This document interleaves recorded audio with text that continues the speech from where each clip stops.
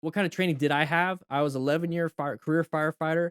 So we're talking 10 to 20 calls a day, lots of traumas, lots of medical, lots of fires. So for 11 and a half years, went through three different academies from three different programs. So I learned from three different groups of people. Um, EMT part of that. I was an EMTB for, I'm still am a certified EMTB and firefighter. Lots and lots of experience with that. I became an MSF rider coach in January 2019. Became an accident scene management instructor in June 2019.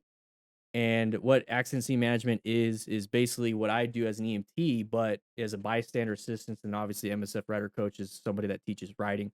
And I've taught a few classes here and there, but I mainly focus on this. I just want to share my insight, what I know with you guys, so you guys can be safer and better riders. And I want you guys to have a free class.